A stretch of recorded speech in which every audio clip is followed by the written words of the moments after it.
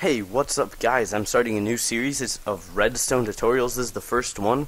I'm just going to kind of give you a brief overview of just how, I don't know, kind of basic stuff works. Some of this is really basic, some of it's not so basic.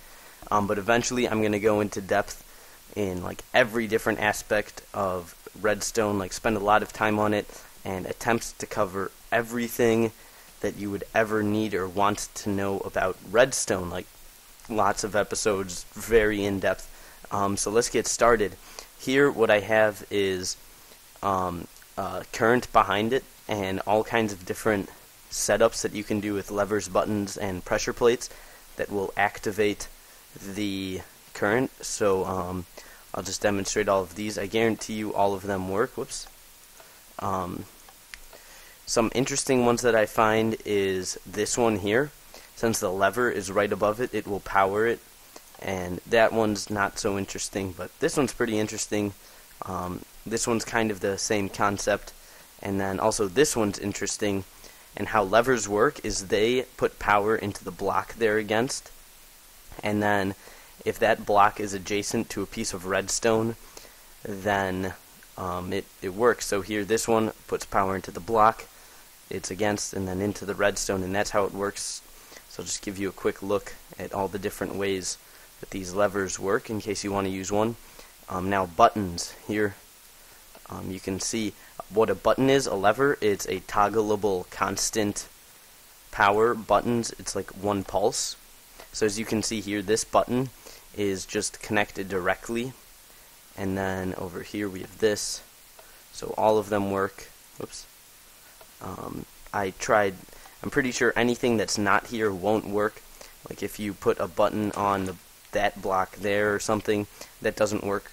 Buttons can only go on the sides of blocks. Levers can go on the sides or the top, but not the bottom of a block. And now for pressure plates here, the difference between a wooden one and a stone pressure plate is a wooden one, if I put a block on top of it, it will turn on. That's useful if you have a mob trap and you want it to alert you whenever something comes out. You just have it come out on top of a wooden pressure plate, and it will send a signal. Wooden ones, if you toss this on top of them, nothing happens. You have to stand on top. So here, if it's right next to the wire, if it's on a block that's right next to the wire, you can kind of see right there that it's on. Or we have the same thing over here. Or if it's on a block right above, and this one's very useful for hiding wire. It's the same setups with the stone pressure plate, because right here, watch this, and how I did that is if we look underneath, there's just some wire running through, so when I stand on this, it powers the wire and powers the piston. Now a redstone current, I have this light so that it's easier to see, can only go so far, so once it gets to here, it stops. And you might be like, oh, what a ripoff, that's so dumb, we need to figure out a way to fix this. And one way that you can do it is by adding in a repeater. So if I show you with this one, if you have a repeater, the repeater only takes the current from here and sends it there. So it's very direct. It doesn't like spread out everywhere as you can see here, but it does continue the current for, basically it just refreshes it. And in another video, I'll show you another way that you can refresh the current. I think there are actually two ways. One of them is instant, and I'll get to that in a second. Now here, I'm going to explain to you something, the difference between a solid and a transparent block. So first we have this, it just connects on top and powers. Next here, it goes there, and it's the same setup, the only difference is this.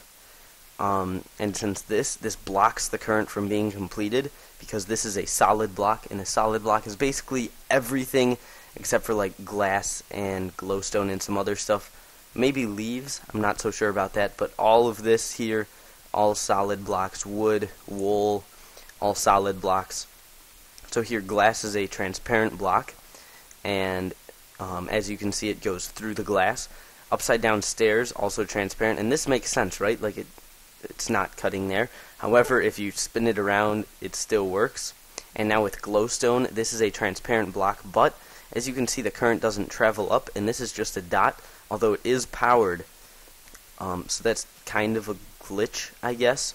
Next, the difference between a wooden door and an iron door. Here's a wooden door, and here's an iron door.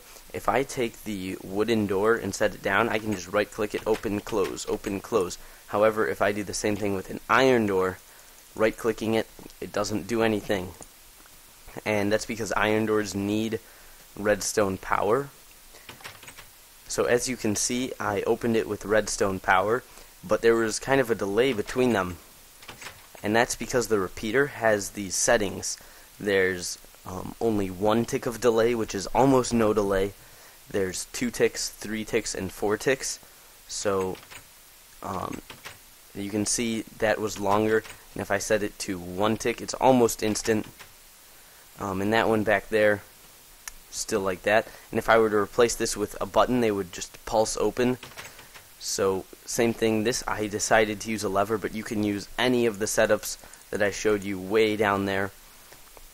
So that's just a quick introduction to Redstone. I'll talk so much about Redstone in some other videos, but thank you for watching. Please rate, comment, and subscribe if you have an interest in Redstone and want to see more of these videos. So, I got stuck. Thanks.